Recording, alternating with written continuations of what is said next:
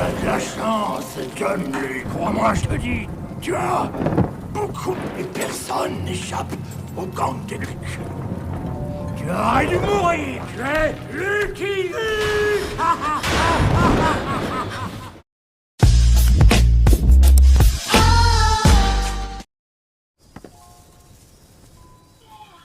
Cerita dimulai terlihat sekeluarga yang menjalani kehidupannya dengan damai. Namun itu berubah ketika datangnya komplotan penjahat menuju rumah mereka. Komplotan tersebut dinamai geng Cheaters. Sang ayah menyuruh anaknya bernama John Luke untuk bersembunyi.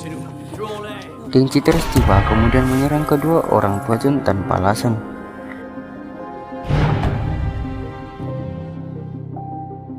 Sedihnya John melihat kematian kedua orang tuanya tepat di balik pintu.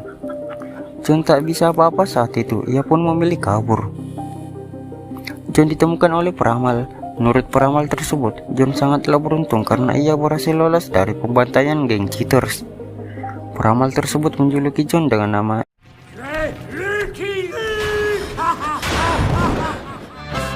Out in the West. Singkat cerita, John telah tumbuh besar menjadi koboi legendaris yang dapat menembak lebih cepat dari bayangannya sendiri.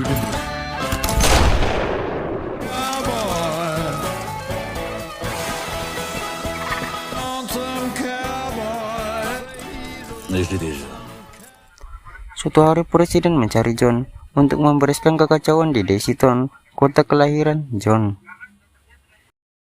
Tak berselang lama, John pun berangkat ke tempat yang dituju.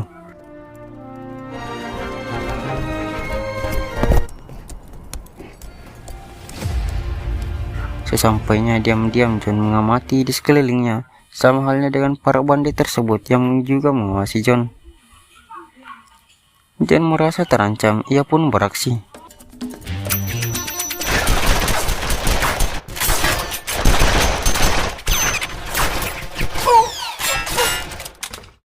Karena kehebatan John dalam menembak, tak seorang pun dapat lolos dari tembakannya. Para bandit kemudian dimasukkan dalam penjara. Tak disangka seorang pesulap bernama Poker yang sepertinya ingin menguasai ruang kantor John.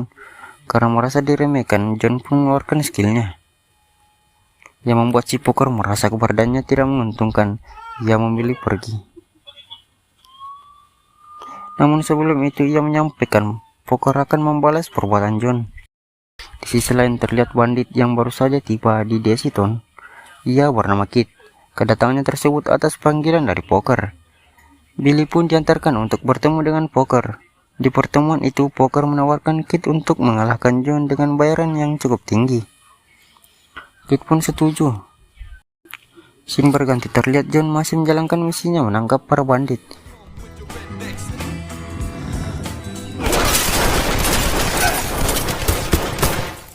Monsieur, dans ma ville, il y a des cactus. Allez, vas-y.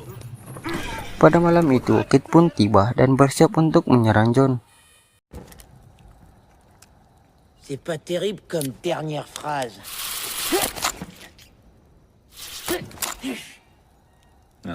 Tâchons ça.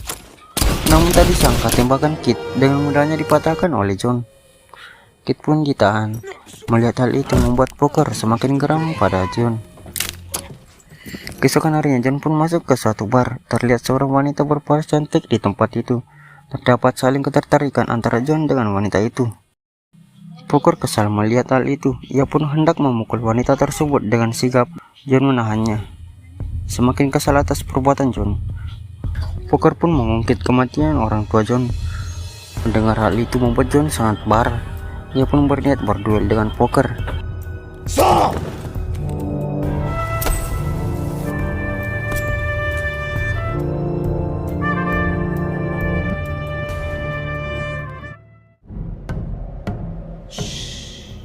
Dengan gerakan cepat, dia meluncurkan selongsong peluru ke arah Poker. Poker pun tumbang. Seorang mengabarkan bahwa Poker sudah tewas. Mendengar hal itu, timbullah rasa menyesal pada diri John.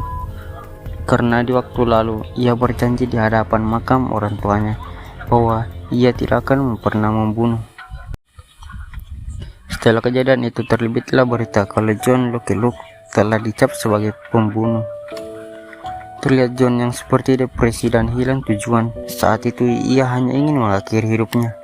Tepat di saat ia berbaring di atas rel kereta api, ia begitu terkejut mendengar seperti ada yang berbicara padanya. Padahal tidak ada seorang pun di sana selain John. Bon, c'est bon. Je parle. Ça va, j'avais l'info. Rupanya John berhalusinasi kalau kudanya yang berbicara. Kudanya menyampaikan bahwa ia harus terus bergerak dan masih ada misi yang harus diselesaikan. Namun John memilih untuk pulang ke rumahnya. John duduk di sana dan dihampiri oleh Gubernur Cooper. Cooper menasihati John kalau yang dia lakukan bukanlah kesalahan besar. John harus memilih keputusan dibanding berlama-lama menyesali perbuatannya. John harus terus bergerak melanjutkan tugasnya sebagai sheriff, mengamankan Desiton. Atau jika John berhenti, dia bisa saja memilih memperoleh hidup baru dan membangun keluarga. Entah apa yang dipikirkan John, ia melepaskan dan mengantungkan senjatanya dan pergi. Rupanya ia mendatangi bar sebelumnya yang seisinya banyak para bandit, termasuk Kit. Seseorang menyadari bahwa John tidak membawa senjatanya. Sontak para bandit mengeroyoki John.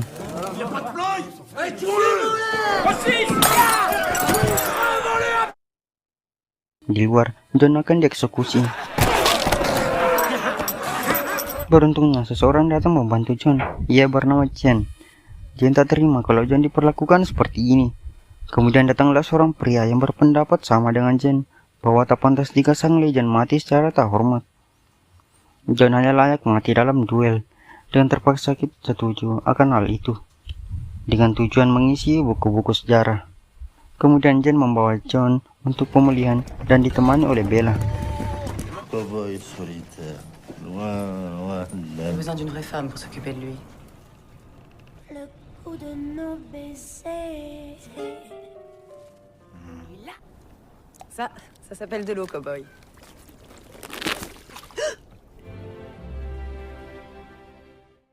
Saat ini John memilih menjalani hidup barunya bersama Bella.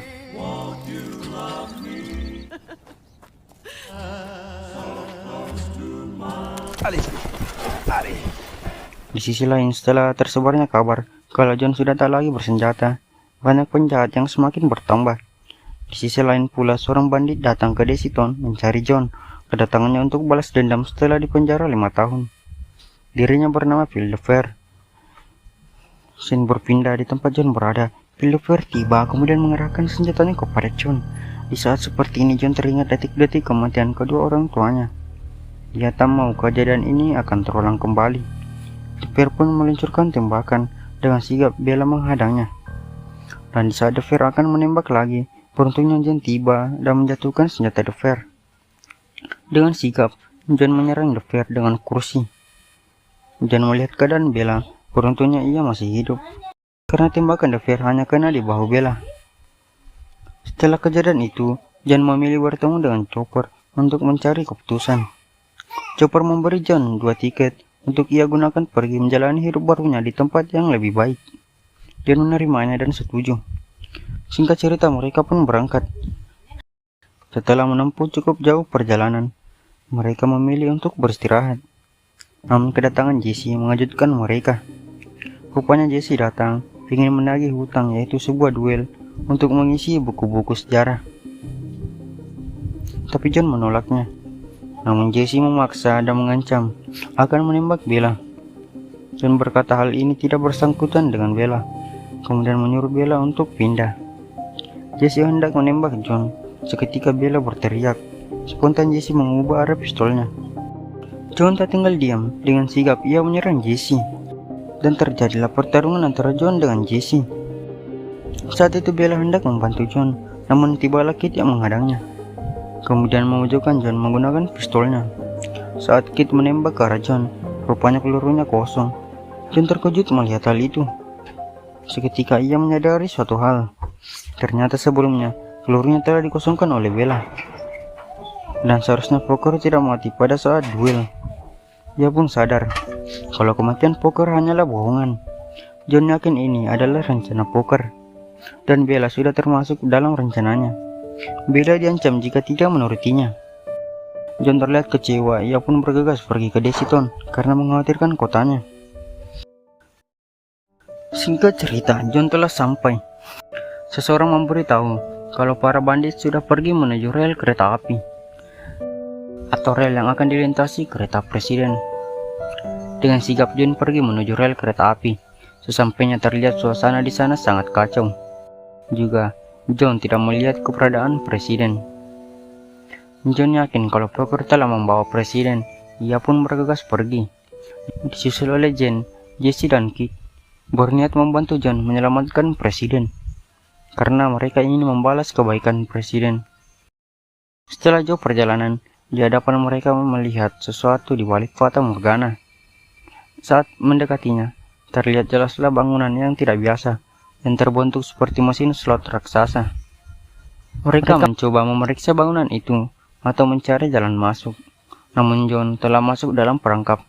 Di hadapannya ia melihat presiden dan Poker bermain kartu dengan nyawa yang menjadi taruhannya. Naasnya presiden kalau bermain, Poker saat itu bersiap menembak. Presiden pasrah saat itu dan mengandalkan keberuntungan John. Dan benar saja, Jen, Jesse dan Kit datang. Dan terjadilah perang.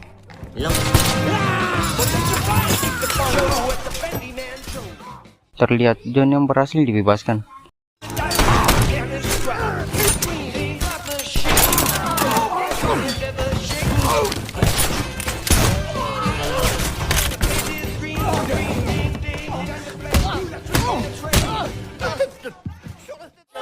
Setelah John memberikan bom mentah kepada Poker, ia melihat di balik tirai seperti ada yang akan menembak ke arah presiden.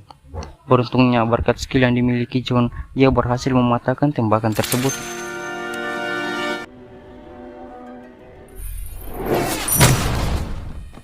Kemudian ia berusaha mengejar penembak tersebut.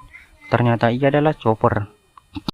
Yang melakukan ini bukan tanpa alasan, melainkan ia ingin menggantikan posisi presiden.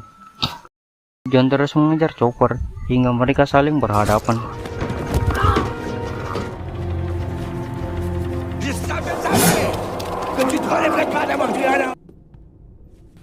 Saat itu Chopper mengakui kalau dirinya termasuk geng cheaters. Dan ia juga pelaku yang sudah membunuh kedua orang tua John. Sebab dulu ibu John mau menyerahkan mereka ke sheriff. Chopper saat itu menyerahkan dirinya agar John bisa membalas perbuatannya. Namun John menolaknya karena dulu Chopper yang telah merawat dan membesarkan John setelah kematian kedua orang tuanya. Dan juga yang melatihnya menjadi penembak handal. Alasan Chopper merawatnya karena ayah John sangat bersahabat dengan Chopper. Mendengar penolakan dari John, dengan terpaksa Chopper hendak menembaknya. John saat itu menyadari hal yang aneh. Rupanya di hadapannya itu bukanlah Chopper asli, melainkan tipuan. John pun menembak ke belakang tepat posisi Chopper berada. Je suis comme vous, président, ma tête est faite pour... Je connaissais même pas. Même si c'est moi qui trouve. Cerita diakhiri dengan Chopper dan Poker telah ditahan dan juga suasana di Desiton telah damai dan bebas dari para bandit. Tamat. Et j'ai un beau, handsome cheval. Tu la connais celle-là, non? Non, je la connais pas. Mais si, tu la connais. Non. Ah, si.